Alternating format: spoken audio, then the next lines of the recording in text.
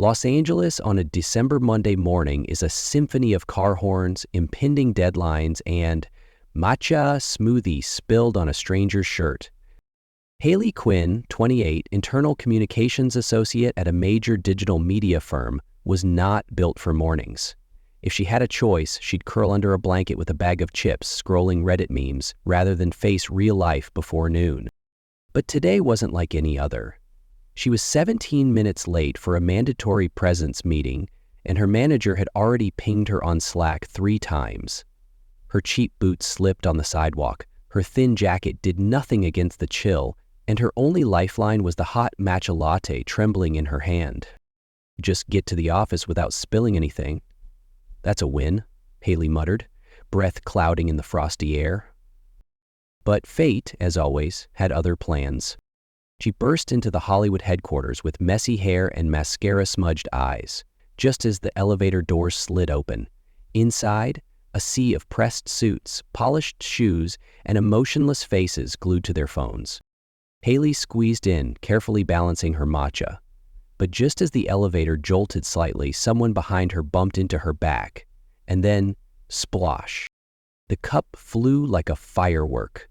Most of its contents landed on the pristine white shirt of the man directly in front of her. "Oh my God," Hailey yelped, reaching out instinctively to wipe it. "I'm so sorry. I didn't mean to. The man turned around. Time slowed. He was tall, broad-shouldered, dark brown hair neatly styled, and his steel-gray eyes locked on her like she had just set the building ablaze. His shirt was now smeared with pale green from collar to waist.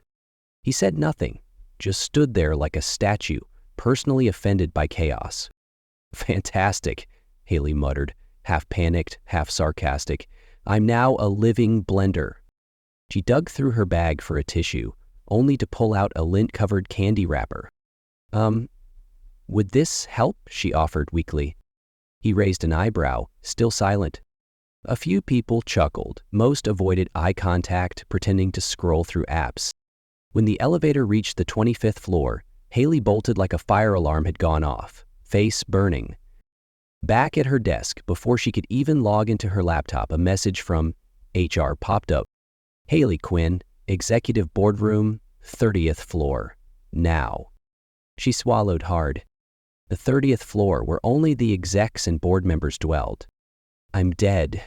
Matcha killed my career," she whispered.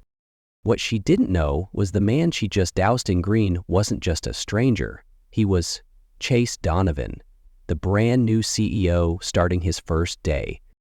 An elevator can rise quickly, but Hailey's heart rate rose even faster.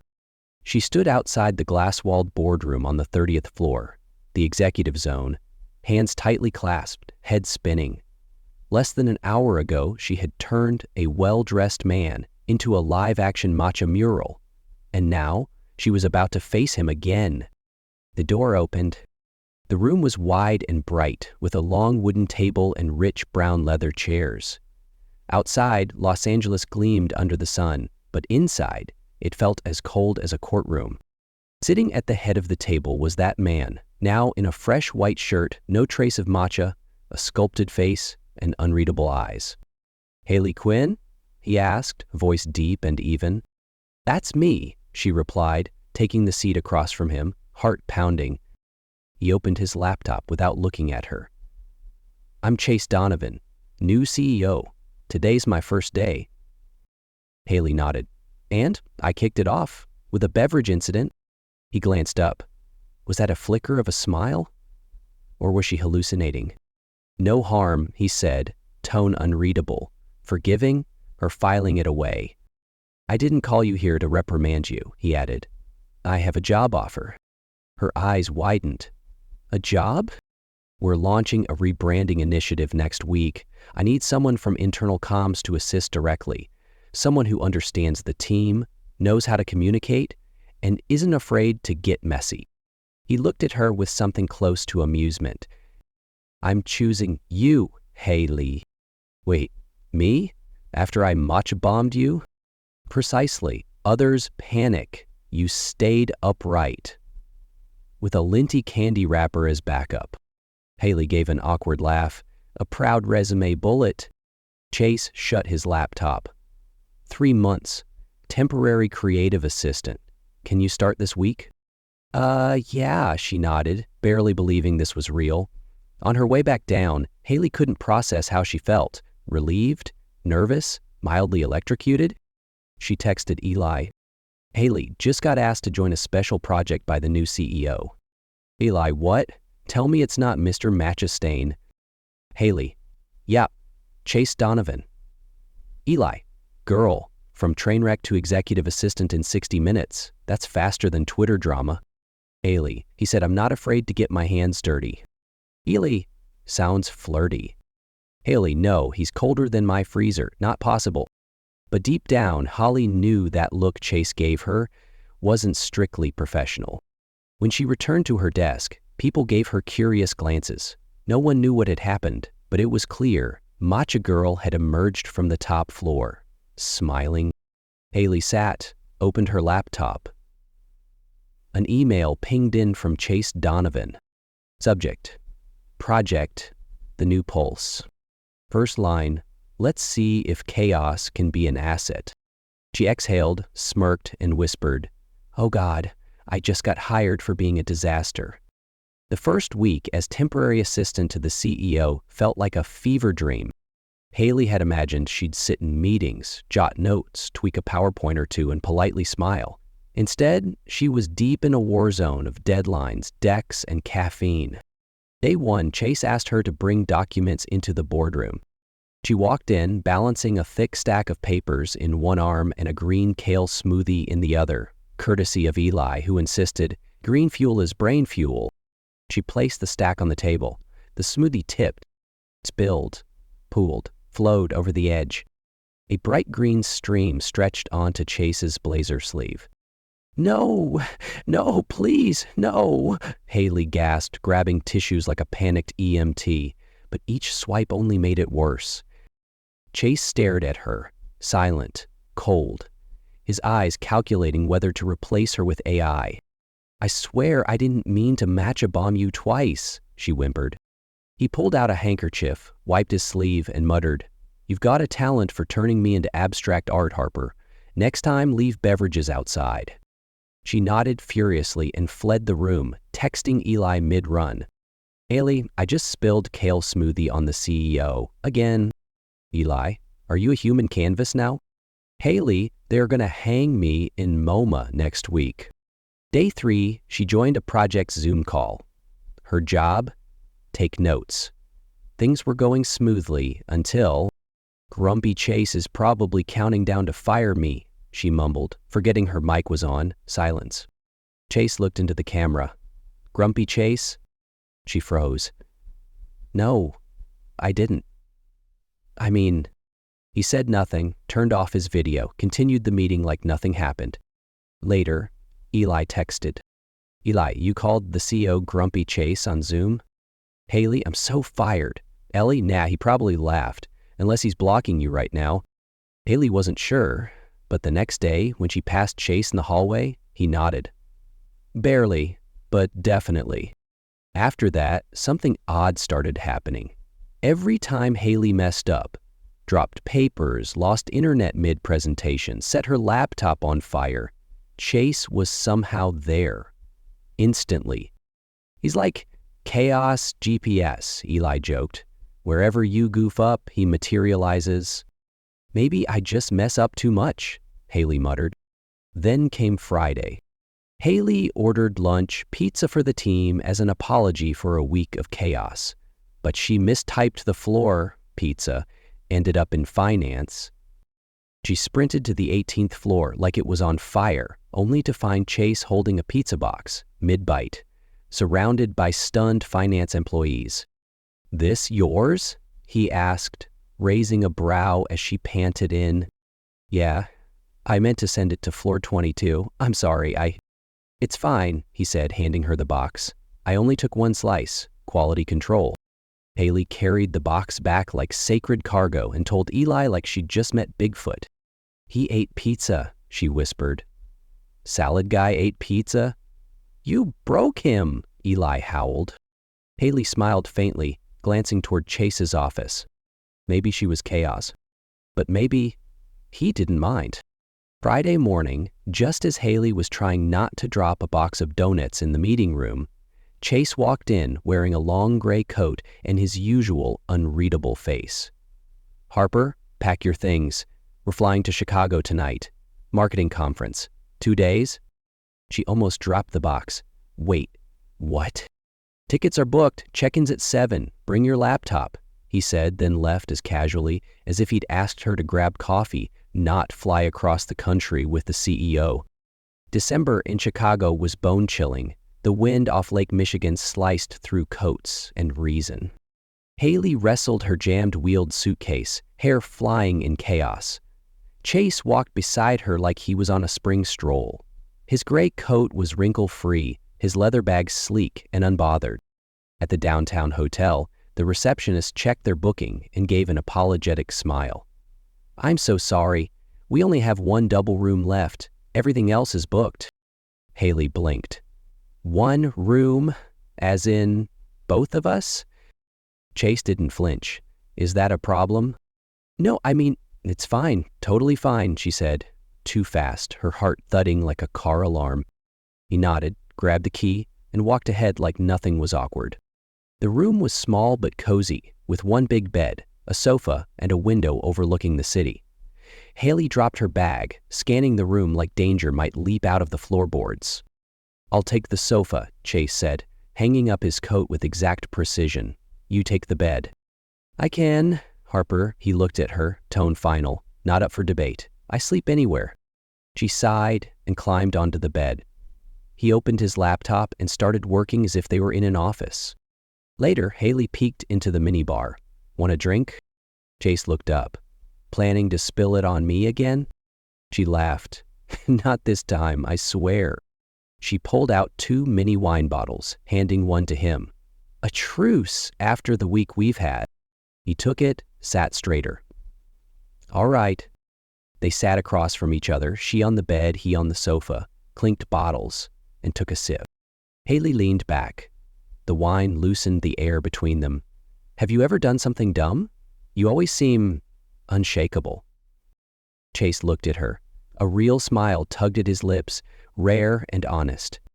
"They called me Spaghetti Boy for a year." "No way." "Age 25. First shareholder meeting. Spilled marinara on my white shirt." "Oh my God." Hailey laughed, doubling over. "Okay, I once got attacked by pigeons. Wore a sunflower print top. They thought I was breakfast."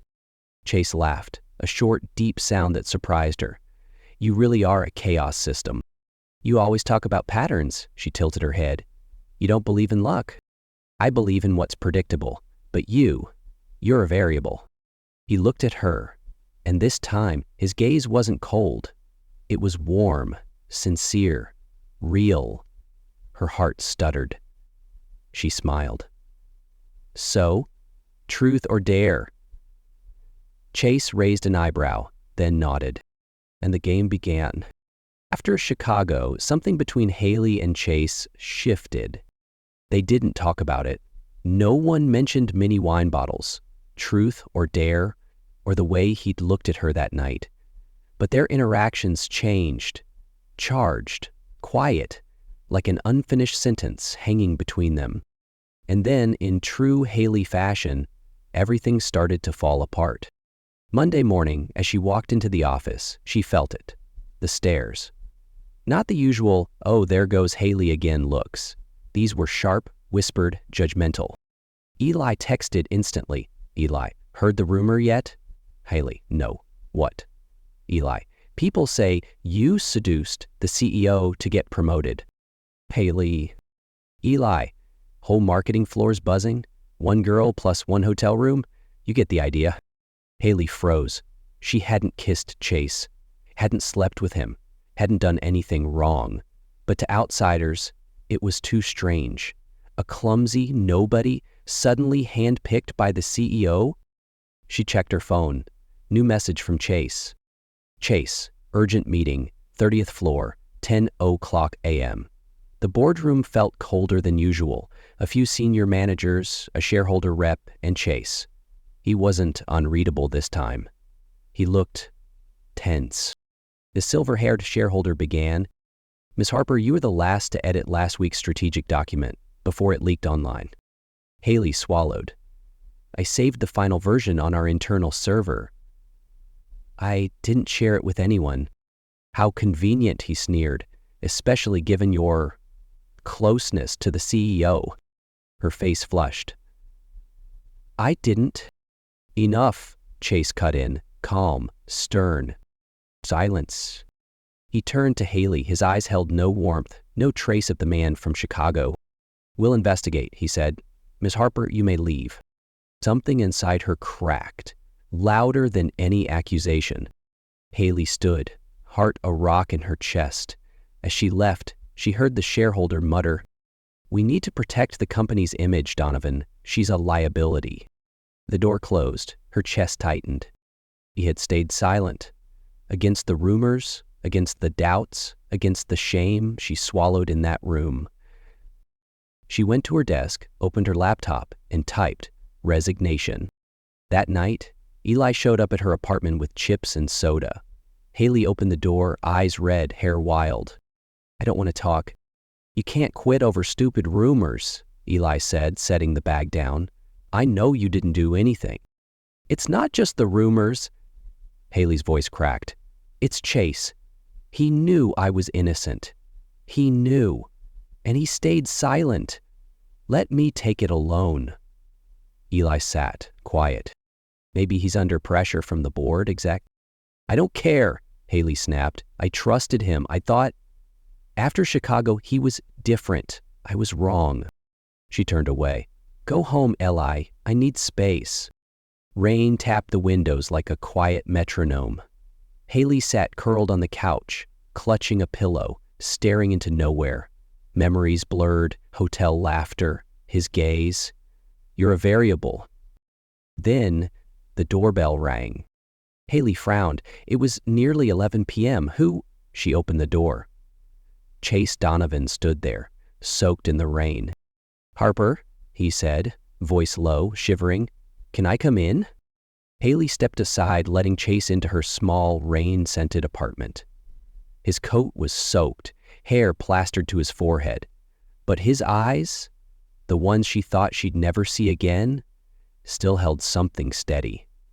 Honest, and maybe regretful. "I know you think I left you alone," he said as she shut the door. "No." "You did leave me," she answered, voice tight. "You knew I didn't leak that document. You could have said something, anything, but you didn't." "I know," he nodded, eyes downcast. "It traced it. A glitch. Not human error. It wasn't you." Her eyes widened. "Then why stay silent?" Chase looked up. "Because I was scared. The board wanted someone to blame. If I defended you, they'd turn on both of us. I thought silence would protect you, but clearly I was wrong." "You were," she whispered. A pause. "I didn't need protection," she said softly. "I needed to be trusted. I trusted you, and when you said nothing, I felt completely alone." Chase inhaled deeply. "I'm sorry." His voice was quiet, sincere, not the CEO tone, but the voice of someone trying not to lose what mattered. "You were right in Chicago," he said. "You're a variable. I've spent my life in logic, timelines, and control. But you made me want to break all of it. I don't want to lose you, not just for work." Hailey's heart squeezed. She didn't know what to say. She felt everything at once, anger, relief, and something warmer. He looked at her, his blue-grey eyes no longer cold. "If you come back, don't do it for me. Come back because you deserve to. Because your chaos, it's what this company needs." 3 days later, Hailey walked back into the office. This time, not silently, but head high. The entire internal team clapped. Eli ran to her like an excited puppy. "She's back," he shouted. "Reverse luck queen rises again." Hailey laughed, shaking her head. Sarah from HR appeared, holding an envelope. "Welcome back, Hailey. Here's your official notice. You've been appointed head of internal creative. Mr. Donovan signed it himself." Everyone stared. Eli whispered, "Twitter could never." Hailey opened the envelope. The letter was formal, crisp, and powerful, but in her heart she heard one thing: he kept his word. Days later, the kickoff meeting for the rebrand project happened on the 22nd floor. Hailey stood up and pitched the concept, a campaign called Beautiful Mess, celebrating imperfection, failure, and chaos as sources of creativity. "We're always hiding mistakes," she said. "But what if we shared them? What if we inspired through them? I don't want a campaign about perfection. I want one that's real people, real stories." Silence. Then, applause, growing louder. Chase, seated at the end, nodded, eyes bright. "Approved," he said, "and Harper will lead it." For the first time, Hailey wasn't seen as the clumsy girl, but as a leader. She still tripped, still spilled pens, still mixed up slides. But now she turned it into power. Chase started drinking lattes with sugar. Eli started calling him salad guy openly on Slack. Chase sent Eli an actual salad with a note, "Try this, brain fuel." Eli replied with an XL pizza. Hailey stood in the middle, laughing until she cried. She realized chaos wasn't a burden anymore, it was her style. Friday evening, as the office emptied out, Chase walked to her desk holding 2 matcha lattes. "No spilling this time," he said, handing her one. "Unless it gets me another proposal," he added, teasingly. Hailey grinned. "I've been training for it." He didn't walk away right away. "Harper," he said gently, "this campaign, it's going to turn heads, and I'm glad you're the one who started it." Hailey looked at him. No anger, just something quiet, shared. "Thanks for not giving up," she said. He nodded. And in that moment, without saying it, they both knew. That nod, that look, it was enough. 1 year after the Beautiful Mess campaign, Hailey Quinn was no longer the girl who spilled matcha on the CEO in the elevator. She was now the head of internal creative, a champion of transparency, and one of the featured faces in the company's 10 Most Inspiring Stories docuseries. Under her lead, employees started writing blogs about their own failures, sending wrong client emails, crying in bathrooms after bad presentations, and something surprising happened. Truth spread faster than perfection. The company stood out in the market not because of its flawless strategy, but because it dared to share what was real. At the end of the year, when HR asked Hailey where she wanted the year-end party, she only said, "On the rooftop," because she wanted to end the year exactly where everything had started. That night, Los Angeles glowed below, and the rooftop shimmered with warm lights, floral decor, and soft jazz humming through Bluetooth speakers. Hailey arrived early to check the setup. Mic, mini cupcakes, folding chairs.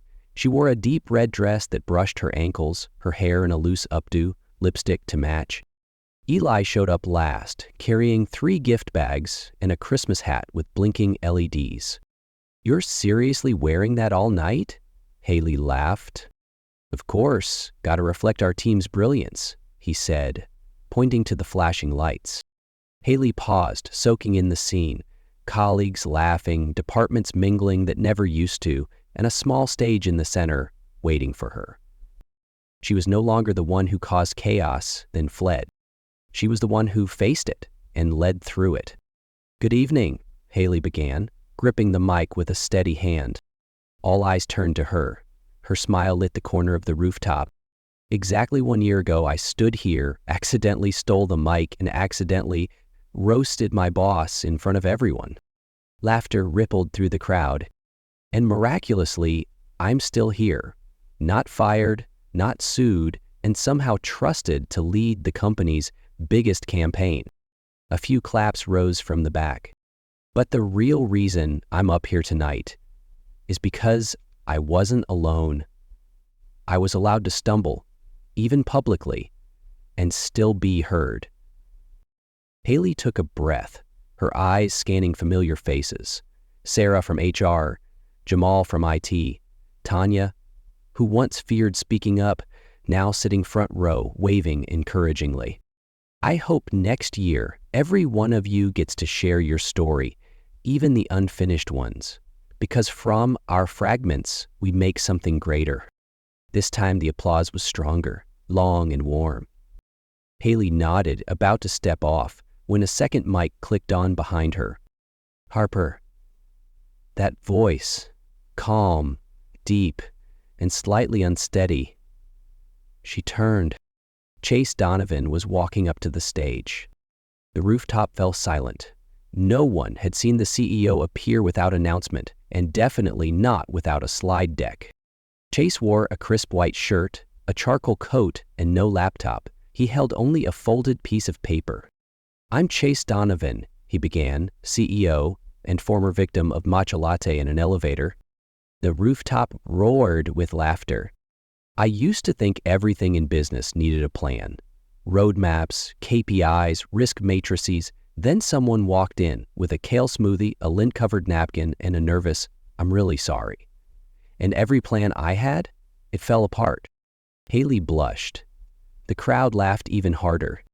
But in that unraveling, I found something I never knew I was missing. Chase turned to her. His voice softened, but grew stronger.